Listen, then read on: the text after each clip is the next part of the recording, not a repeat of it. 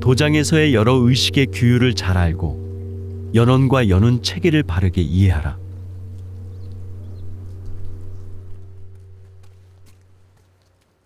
임원들의 여주수도장 출퇴근에 있어서 규율을 세워야 하겠습니다. 규율대로 안 하면 안 됩니다. 치성 드는 날은 출입을 자유롭게 하고 저녁 치성 시간에만 맞추어서 참석을 하면 됩니다. 여주수도장에서 저녁 식사는 오후 4시 이전 도장에 도착한 사람의 숫자만 파악해서 준비를 하니 그 이후에 도착하는 사람은 각자가 알아서 해결해야 합니다. 보통 때는 아침 출근 시간을 지키고 저녁 식사를 한 후에는 자유시간입니다. 선교감들이 지방에 다니다 보면 기도도 모시지 못하는 경우가 많으니 여기 도장에 있을 때는 기도를 모시는 것이 좋지 않겠습니까? 기도를 모실 때 2, 3층 봉심전에서 모시도록 하면 됩니다. 3층에서는 선교감이, 2층에서는 수강생들과 종사원, 수반들이 모시도록 합니다. 기도 시 바닥이 차면 보일러를 가동하여 지장이 없도록 해야 합니다. 토론 시간도 귀중한 시간입니다. 지방에 다니다 보면 서로 앉아서 이야기할 시간을 얻기도 어렵습니다. 그러니 도장에 모였을 때 1시간도 아깝게 생각하여 사업에 대한 상의도 하고 시간을 아껴서 유효적절하게 잘 써야 합니다. 토론 시간의 전경뿐 아니라 사업하는 데 있어서의 모든 일을 서로 의논하고 어려운 점이 있으면 서로 도와야 할 것입니다. 치성 때 음복이란 단순히 먹는다는 것이 아닙니다. 음복도 행사입니다. 음복을 아무렇게나 생각하지 말아야 합니다. 상제님께 올렸던 음식이니 귀중한 것입니다. 예를 갖추어서 마음의 기쁨을 느끼며 들어야 합니다. 우리 도장은 천지신명을 모시고 있는 장소입니다.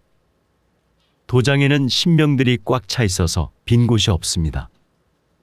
신명이나 사람이나 같습니다. 신명도 도인들이 음복할 때 흠양하게 됩니다. 그러니 한 장소에 너무 많은 사람을 넣어서 욕되게 음복을 하게 해서 되겠습니까? 음복 때 장소가 협소하면 봉심전에서도 할 수 있습니다.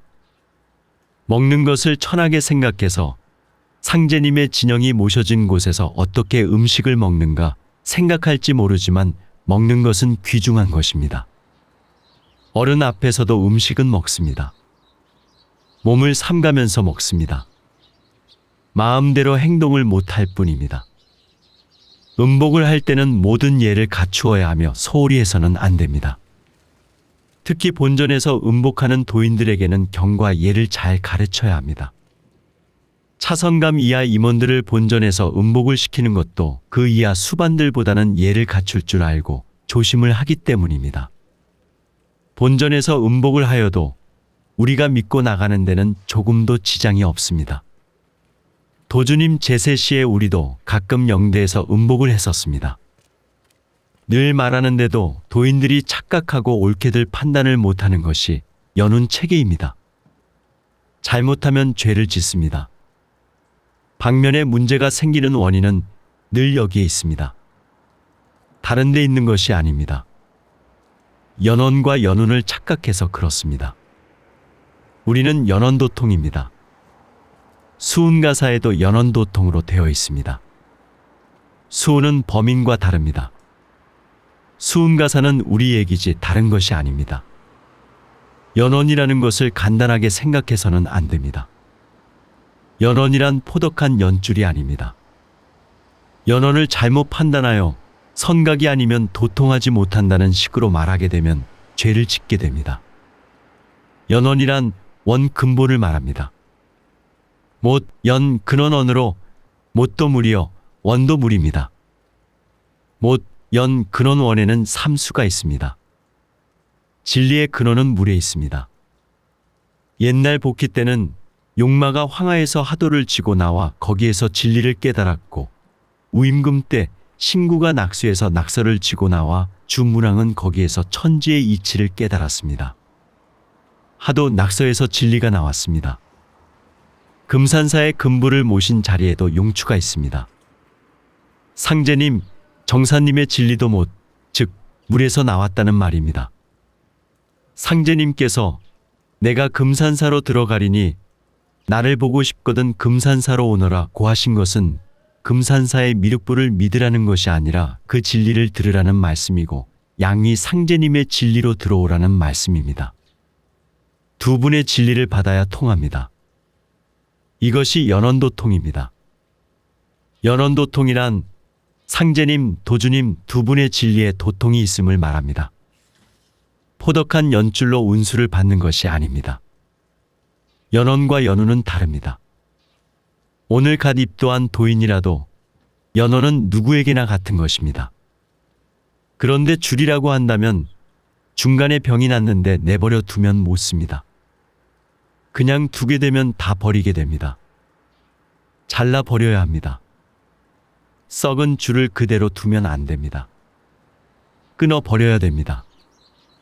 아니면 다 썩어 들어갑니다. 잘못됐으면 잘라 버려야 합니다. 돌을 닦아 나오다가 중간에 나고한 사람이 나오면 물들기 전에 잘라 버려야 합니다. 그러나 자른다고 나가라는 것은 아닙니다. 나가고 안 나가고는 자기 자유입니다. 중간이 끊어져도 연원은 끊어질 수가 없는 것입니다. 도인은 상제님의 도인이지 임원의 개별적인 도인이 아닙니다. 만약 중간 줄이 썩었으면 잘라내고 다시 이어야 합니다. 그래야 밑에서 살지, 안 그러면 저 밑에 절단이 납니다. 줄이 복판이 썩었는데 썩은 것을 잘라서 줄끼리 이어서 쓰는 것은 당연지사입니다. 그래야 아래 위가 다 살게 됩니다. 공에는 남을 포덕한 공도 있고 키운 공도 있는 것입니다. 오히려 키운 공이 더 큰 것입니다. 이번에는 연원도통입니다. 그 원리를 믿는 것입니다. 연원을 착각하고 몰라서는 안 됩니다. 연원은 줄이 아닙니다. 아래가 잘 되면 윗사람은 저절로 커지고 위가 커지면 아래도 따라서 커집니다. 그러니까 서로 고맙고 감사하다는 것을 잊어서는 안 됩니다. 서로가 고맙고 감사해야 합니다. 이것이 해원상생입니다. 서로가 그저 고맙고 감사하다고 생각해야 합니다.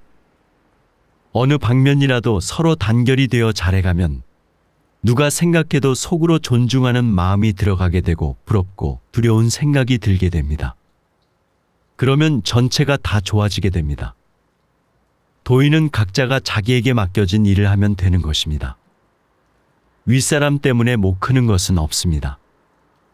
위가 커지면 아래가 절로 커지고 아래가 잘 되면 위가 절로 커진다는 것을 잊지 말아야 합니다. 그러니 바로 알고 직분을 다하도록 해야 합니다.